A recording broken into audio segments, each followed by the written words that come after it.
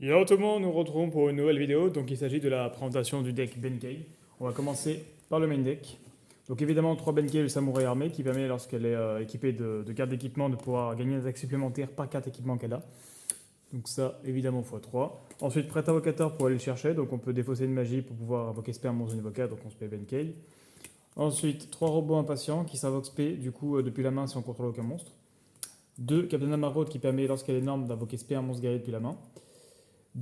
3 espions Ulysse qui permettent le s'invoquer SP lorsqu'on invoque normalement un monstre guerrier.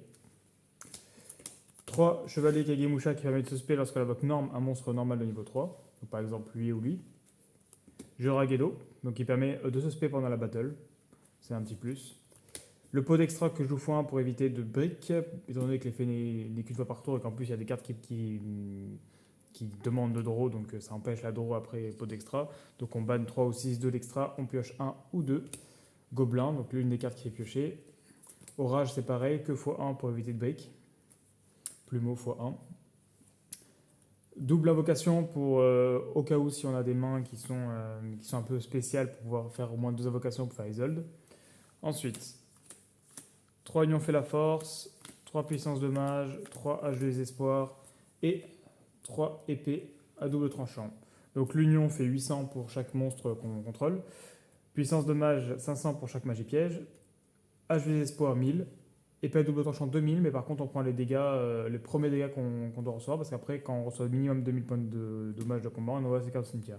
Donc c'est très important parce que Benkei il fait pas 8000 d'un coup, il fera 8000 en plusieurs fois. Donc du coup on se prend un peu de dommages et après elle est détruite, c'est pas très grave. Ensuite, Invitation des Ténèbres, on a 3, 6, 9, 10. Bon, on les compte pas, mais on a 10 hors Benkei qui sont ténèbres, donc intéressant. Mon storyboard au cas où si le Benkei est au cimetière. Et le renfort de l'armée pour aller le Benkei, évidemment. Au niveau de l'extra deck, ça va être très très simple.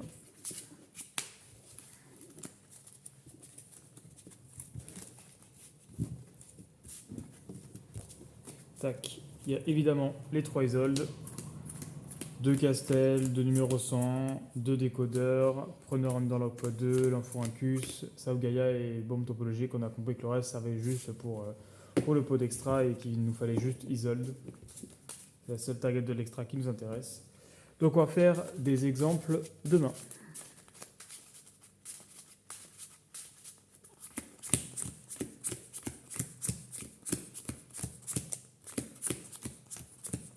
Donc là on est sur un deck exclusivement Go second. Si on Go first on n'est pas très bien. C'est un deck qui est assez fun. On n'a pas de quoi se défendre. Hormis l'attaque. Donc on Go second. 6. Alors là on n'a pas une superbe main parce qu'on n'a pas trop de cartes d'équipement. Donc là à la rigueur ce qu'on peut faire vu qu'on contrôle pas monstre on peut spé. Ensuite on peut norme à la rigueur. Partir directement sur une lien 2. On peut faire Isolde. On déclare effet d'Isolde. Donc on va ajouter un guerrier depuis le deck à la main. Tac, tac, tac, tac, tac. Donc là c'est quand on norme. Malheureusement on va pouvoir que spé. Donc voilà, à la rigueur, on n'a pas une main incroyable. Hein. On va prendre Ulysse. On va faire l'effet d'Isolde du coup. On va envoyer puissance de mage. L'union fait la force. Âge du désespoir. Et épée à double tranchant.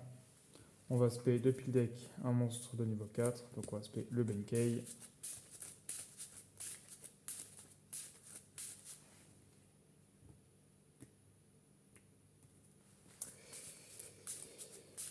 Ouais, à la rigueur, on aurait pu. Parce que du coup, on a spé lui, on a norme lui. On aurait pu spé lui. Parce que du coup, si on invoque norme, on peut l'invoquer spé. Mais du coup, on aurait eu 2 monstres en plus. Ouais, on aurait peut-être pu faire un, un Charge Borel à la place. Si on avait Charge Borel, là, ça aurait été intéressant.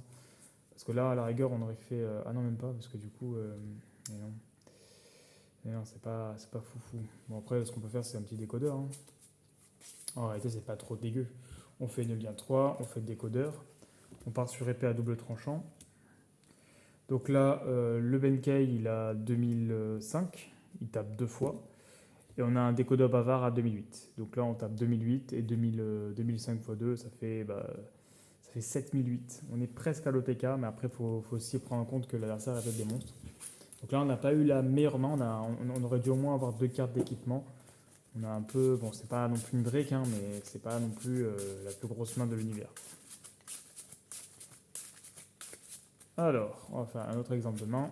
1, 2, 3, 4, 5, 6. Et voilà, là, on a déjà une main qui ressemble beaucoup plus à une main Benkei. Donc là, on norme Benkei, on s'embête pas. On met 3 cartes d'équipement. On set une. Donc là, le Benkei, il passe à donc déjà 2000 avec ça. 3000. 5005. 5005 et il tape 4 fois. Donc ça fait 22 000. Voilà. Voilà. C'est un OTK. S'il y a pas, l'adversaire n'a pas de préparation, c'est gratuit. On va faire un dernier exemple de main. 1, 2, 3, 4, 5 et 6. Donc là, ce qui est bien, c'est qu'on peut clean le board. Alors, le petit souci, c'est qu'on n'a pas de monstre guerrier. Donc là, on va pas pouvoir faire de trucs de fou. On va pouvoir faire juste une X6. Hein. Mais typiquement, on fait ça. Hop, on clean le board. Même pas une X6 parce qu'au final, lui, il se spé pendant la battle step. Bon, bah, on peut set, on spé. Pendant la battle step, on gagne 1000 points de vie. Et puis, on tempo le temps d'avoir Benkei. Hein, malheureusement, là, on a une main un peu briquée. On n'a pas eu de guerrier. C'est ça le petit souci. Donc voilà, donc j'espère que la vidéo vous a plu. Je vous invite à aller voir mes autres vidéos et à vous abonner. Et à la prochaine pour d'autres vidéos.